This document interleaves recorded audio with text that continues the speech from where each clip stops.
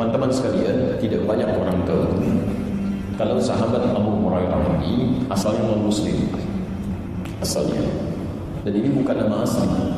Kalau Anda temukan Abu itu kunyah dalam bahasa Arab, bukan nama asli. Itu nama sebutan, julukan yang biasanya dinisbatkan pada dua hal. Satu, bisa menunjukkan pada seseorang yang baru dianugerahi anak pertama. Jadi kalau orang Arab ingin menyanjung, memuliakan, memberikan penghormatan pada keluarga yang baru diberikan anak pertama, maka ayahandanya akan dipanggil dengan nama Abu yang dilekatkan pada anak pertama ini. Rasulullah SAW punya anak pertama namanya Al-Qasim, maka beliau dipanggil dengan Abul Qasim.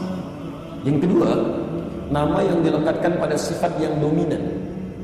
Sifat yang dominan, baik sifat itu dipandang mulia atau sifat yang dipandang tidak bagus, sepanjang melekat dominan pada dirinya. Nah, saya beri contoh, ada seorang sahabat mulia dulu asalnya non-muslim, namanya Abu Syams, tinggalnya di Persia. Kemudian setelah itu dari Majusi dia pindah ke Kristen. Di Kristen dia tidak puas dengan dogmanya. Ada satu pertanyaan besar di benaknya, dia mencari-cari, mendengar ada Nabi di Madinah. Datanglah kemudian ke kota Nabi, Masya Allah. Begitu melihat Nabi SAW, jatuh cinta dengan akhlaknya Nabi SAW, dengan lisannya, aura kebaikannya, segala kemuliaannya. Maka mengucapkanlah kalimat syahadat di situ. Asyhadu an la ilaha illallah wa asyhadu anna Muhammadar Rasulullah. Dirubahlah namanya dari Abdul Syams menjadi Abdurrahman. Abdurrahman bin Sakhar. Yang paling menarik, ini yang harus Anda garis bawahi. Sahabat Abdurrahman ini, ketika masuk Islam, beliau melihat, ini saya terlambat. Yang lain sudah duluan masuk Islam, saya kemana aja? Karena nanti beliau ini masuk Islam 3 tahun sebelum Nabi SAW wafat, di tahun ke-7 Hijrah. Melihat Nabi sudah sepuh, menyesali dirinya, saya kemana nih? Terlambat saya. Kalah duluan sama sahabat Abu Bakar, sama Umar bin Khattab, sama Uthman bin Affan, sama Ali bin Abi Thalib radhiyallahu ta'ala anhum jami'an. Saya terlambat. Tapi Masya Allah, karena menyadari dirinya kurang dibandingkan dengan yang lain, maka punya keinginan yang kuat untuk menyusul amalan teman-temannya. Jadi kalau sahabat yang lain menunggu Nabi di majlis ta'limnya Nabi SAW, sahabat Abdurrahman menunggu Nabi SAW bahkan langsung di depan pintu rumahnya. Begitu keluar dari rumahnya dilihat bagaimana cara jalannya Nabi, bagaimana kalau beliau menoleh saat dipanggil, bagaimana kalau beliau bergerak, bagaimana kalau beliau macam-macam sampai tiba di majlisnya, lekat dengan Nabi SAW. Karena itulah Masya Allah, sahabat yang hanya menetap tinggal dengan Nabi selama 3 tahun, tapi mampu meriwayatkan hadis paling banyak di antara sahabat yang lain. Maka apa yang dilakukan? Beliau manfaatkan sisa hidupnya ini, termasuk sisa keberadaannya dengan Nabi, untuk mendekati Nabi dalam setiap aktivitasnya. Karena setiap aktivitas Nabi itu dilekati oleh sahabat Abdurrahman ini. Kemudian yang pertama, ini manhaj dari para sahabat. Mohon maaf, kalau kita pernah merasa kurang dalam ibadah, kemarin jarang sholat berjamaah, kemarin jarang sholat sunnah, kemarin jarang baca Al-Quran, sementara teman-teman Anda sudah duluan, maka Anda harus punya program lebih baik dibandingkan dengan itu. Anda susul. Sahabat saya mau menyusul, masa Anda yang bukan sahabat terlena-lena dalam kehidupan? Saya pernah tinggal di Tripoli kurang lebih 5 tahun. Itu produk penghafal Quran nomor 2 di dunia. Nomor 2 di dunia. Nomor 1-nya Palestina. Satu kali kami sedang talaqi dengan Syekh kami Syekh Ali. Qadar Allah, Masya Allah, indah sekali teman-teman. Kalau jam segini sore itu anak-anak kecil usia 3 tahun 4 tahun sudah pergi ke masjid untuk mengulang-ulang hafalan Quran. Rata-rata hafalannya 15 juz paling sedikit. Begitu kami sedang talaqi, tiba-tiba ada seorang anak kecil perempuan, usianya kisaran 3-4 tahun. Anaknya cantik luar biasa, anak kecil bawa selang, Masya Allah, dengan malu-malu datang kepada Syekh kami di depan kami.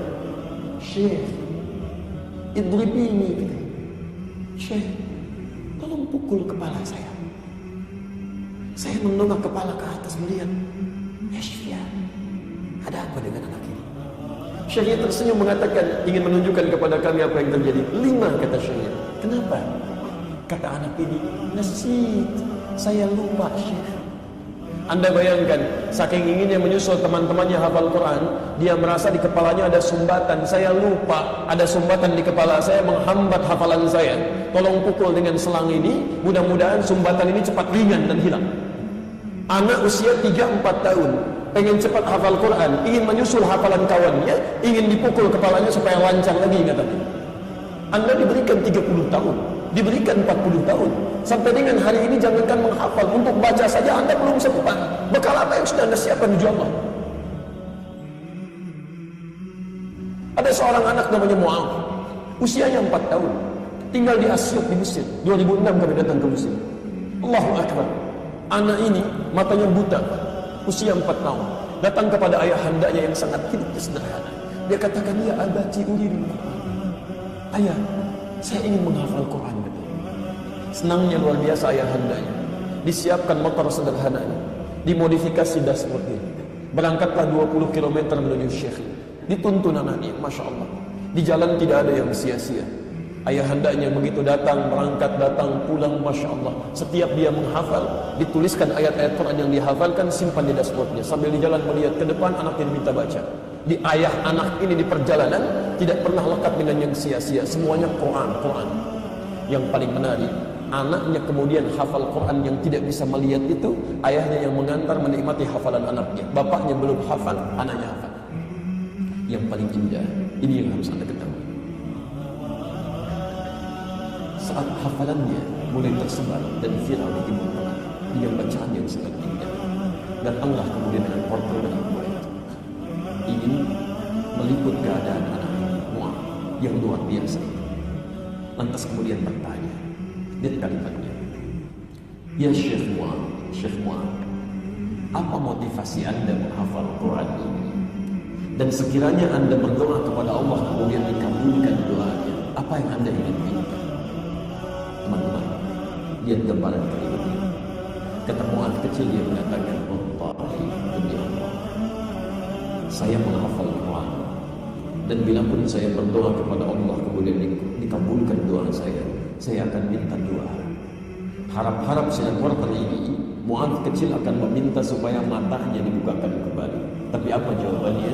Perhatikan doanya. Kata Mu'adh kecil, Allah, saya akan bermohon kepada Allah, satu, agar mata saya ini tetap dimintakan sampai hari kiamat. Karena dengan minta ini saya bisa menghafal. Saya takut kepada Allah.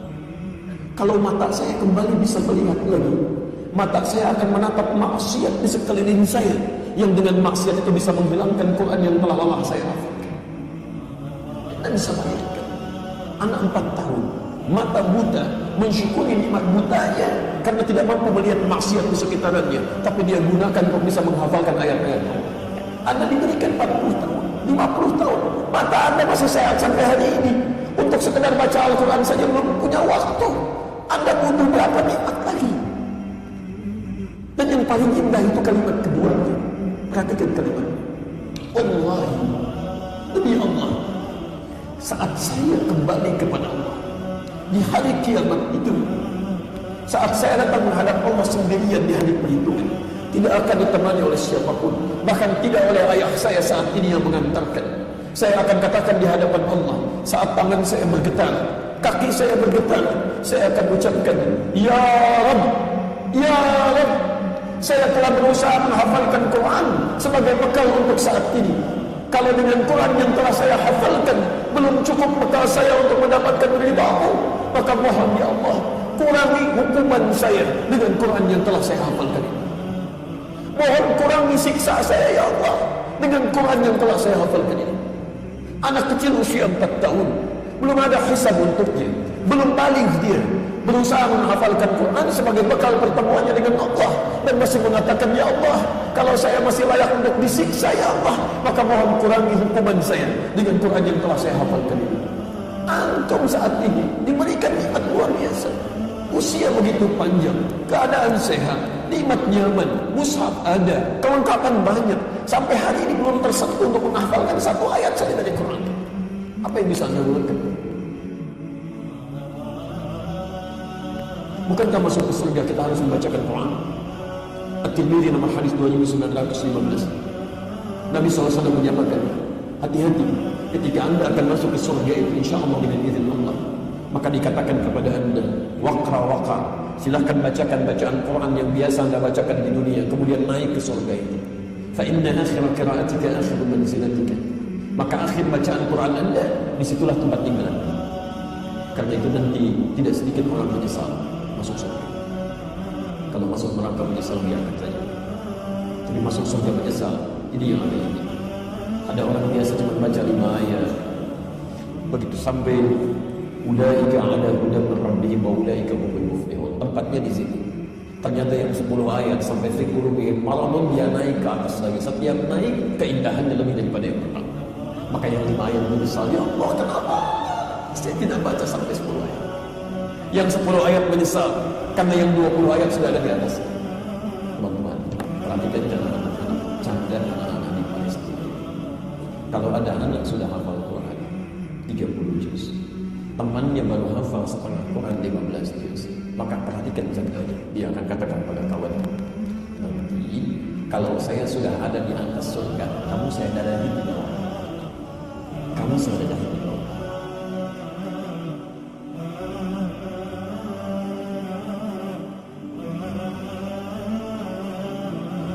Pertanyaan saya ini demi Allah saya mohon susah-susahnya, mumpung masih ada kesempatan hidup, mulai dari hari ini. Anda tidak perlu menunggu besok, karena belum tentu hidup sampai besok. Belum tentu hidup. Karena itu kita kembalikan kepada kalimat tadi, ketika sahabat Abdullah bin Abi Umi Maktum mendapatkan kesempatan luar biasa, kemudian Abu Hurairah juga berusaha, yang namanya tadi Abdurrahman, berusaha memperbaiki diri, maka keindahan beliau yang kedua, mohon maaf, beliau berusaha menyempurnakan, menambah amalan-amalan karena merasa kurang. Tidak ada yang sempurna. Orang baik saat ini belum tentu juga memiliki masa lalu yang baik. Boleh jadi dia berubah dari keburukan yang pernah dia lakukan pada saat dulu. Karena itu mohon maaf, karena kalau ada di antara kita yang masih merasa kurang sebelumnya, maka hari ini mari kita tingkatkan seperti sahabat Abdurrahman tadi. Dan yang paling menarik, ini yang saya mau berakhir dalam bahasan ilmu sanad ini. Sahabat Abdurrahman ini, itu kalau disampaikan kalimat-kalimat oleh Nabi berupa ajaran-ajaran, beliau tidak pernah menunda. Nabi katakan misalnya baca Quran, saat itu beliau baca. Nabi katakan sedekah, saat itu beliau sedekah. Beliau mendengar kalimat Nabi menumbuhkan kasih sayang pada setiap makhluk, tidak hanya manusia, bahkan hewan dan tumbuhan.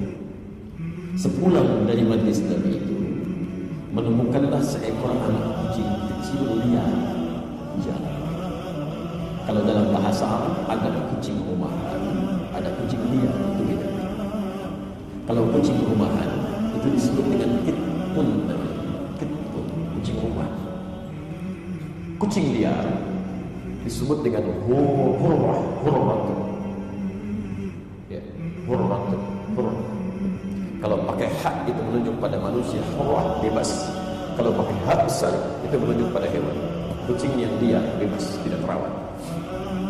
Anaknya disebut dengan Hurairah. Maka di jalan mengeong-ngeong mencari induknya, kehilangan induknya, masya Allah, dibawalah oleh sahabat mulia Abdurrahman ini, dirawat oleh beliau. Kemudian setiap sampai ke tempat istirahatnya sahabat Abdurrahman ini, lapar disuapi oleh beliau, masya Allah, kedinginan diselimuti oleh beliau, kemana-mana dibawa oleh beliau. Saking sayangnya terhadap anak kucing ini, seperti seorang ayah yang menyayangi anaknya. Maka satu kali saat beliau berada di perjalanan, berpapasanlah dengan Rasulullah SAW, keluarlah kemudian anak kucing kecil itu. Maka disebutlah oleh Nabi SAW sejak saat itu, anta Abu Hurairah, kamu bapaknya